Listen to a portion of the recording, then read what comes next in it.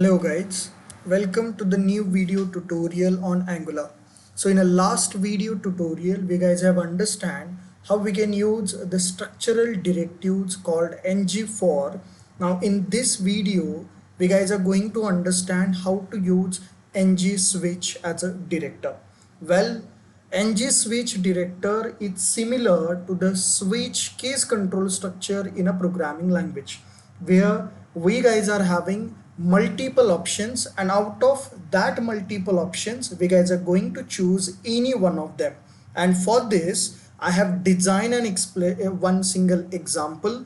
That example I'm gone through with the explaining in this video. I can't able to build up because the design itself is going to take a time. So instead of designing them on a video right here, I'm going to be explain that example right here in this video tutorial.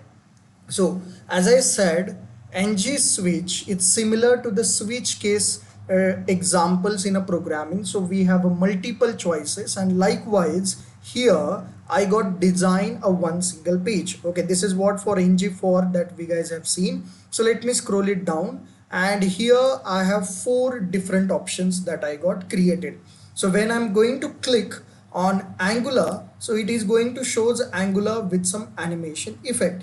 When I'm going to click on Node.js, it is going to shows the Node.js on some effect. Similar like this on React, and similar like this on Next. So I have four different choices here, but as per the user demand, when I'm going to click random to any single of the button, that respective divs or that respective content is shown right here.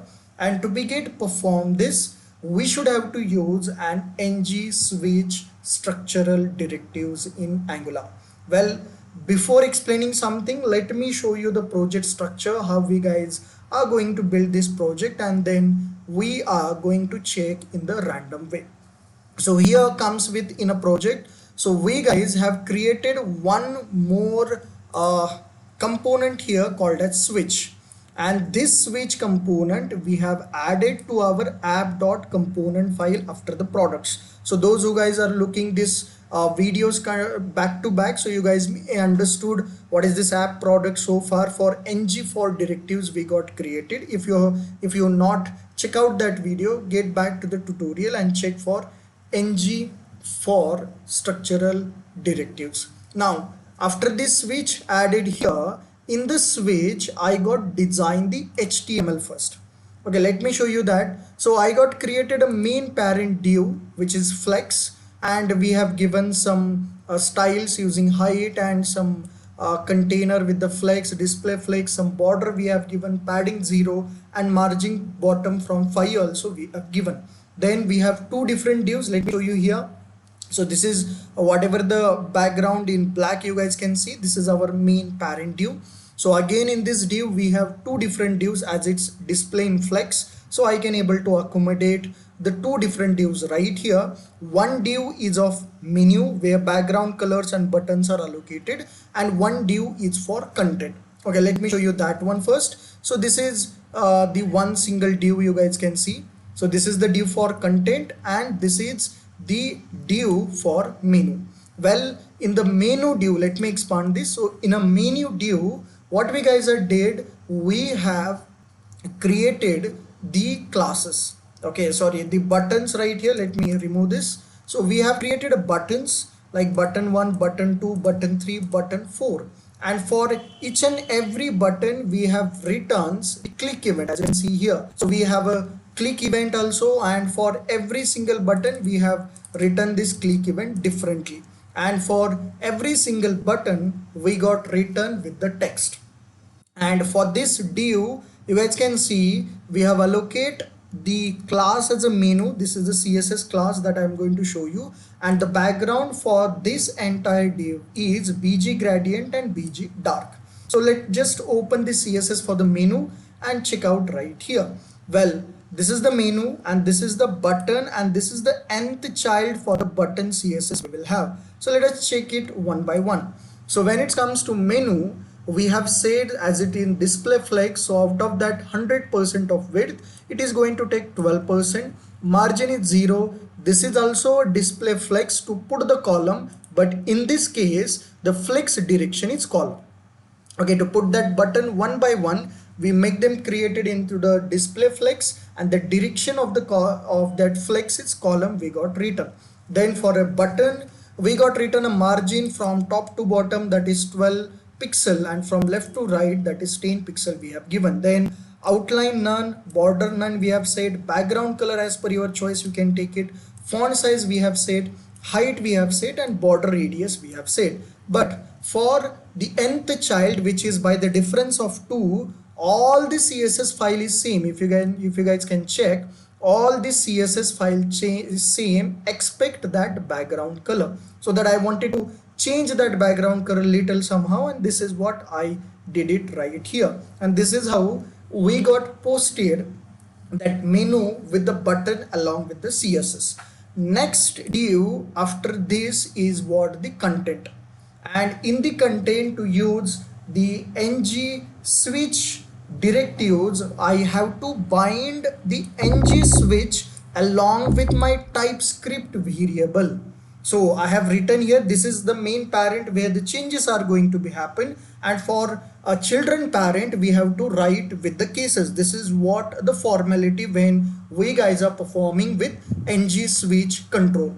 Well, to do with that, what I did here, I got created a variable called as tabs. Let me open this in our TypeScript file so you guys can see we have a variable called as tabs, and for every single button click event, so for Angular button I have written on Angular click, and I changes that value to the Angular. On node click button we have written the method called as on node click, and there we are changing the value of tabs to node, and similar like for React and similar like for next. So for every single click event, the value of tabs I'm changing. Why I'm changing the values? What is most important to change that values? Okay, values are required to change because the switch case works with the value.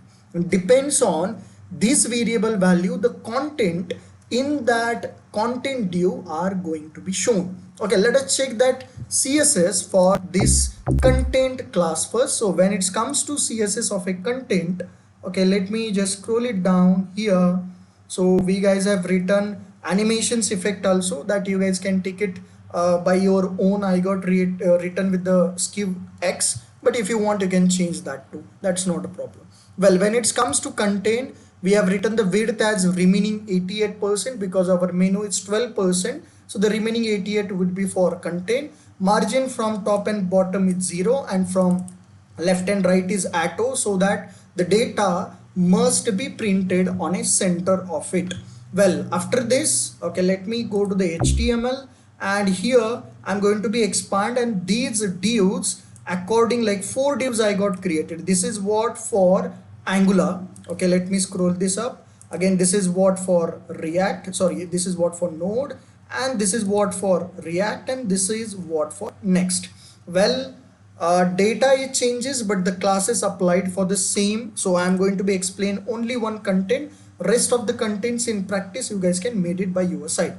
But most importantly here, the thing that we have to be understand, as I given to this parent as a ngSwitch, then for all childrens of this div I have to write that directives of ngSwitch case, and hence it's a structural directives. You have to write the asterisk before, and with the same name that we are changes in our on click method. So when I click on the Angular, so Angular is going to shown there, and in a Angular what I did, again one more div I got written. Inside the div h3 I got printed, and for this h3 if you check with the CSS, let me scroll it up. So this h3 I got written text align as a center, margin from top and bottom is 20 pixel, left and right is auto, text decoration underline, and letter spacing I got written 2 pixel. If you want you can try even. We got written again, so we got written one more div for the display flex, and we got created 2 column. In a 1 column I got added the respective part of image with the sizing, that image CSS, but obviously we are going to check, and one more div for call 6 where we are writing the text for the Angular. And same scene we have used for Node and React, only the images and the contents are getting changed. So if you guys wanted to check out with this at the last, I will expand everything. You can take a screenshot and you can work like the same. But if you understood it, then you can create multiple divs in the children and you can able to write with the code. Well, when it comes to the image, there are some CSS that we guys have to write. So here we got written. So for the image object fit, we got written content, so that image will appears correctly. For margins, we got written from left and right. From top and bottom is 20 pixel and left and right is 50 pixels. Width and height we have given, and similar like this for a paragraph also, some margins we have given and text align to the center. Now, when it comes to HTML, so you guys can see here we written ngSwitch as a tabs, and depends on the cases. If it is Angular, then if that value of tabs is Angular, then this is going to be shown. When the value of tab is Node, then this element is going to be shown. And similar like this, when the value of tab is React, then this element is going to be shown, and the value of tab is Next, then this element is going to be shown. So this is how we got designed it, and we got written with the animation, and that is why you guys can see when I load the respective file, so at this case our tab variable is null, and that is the reason nothing is got printed on a content div.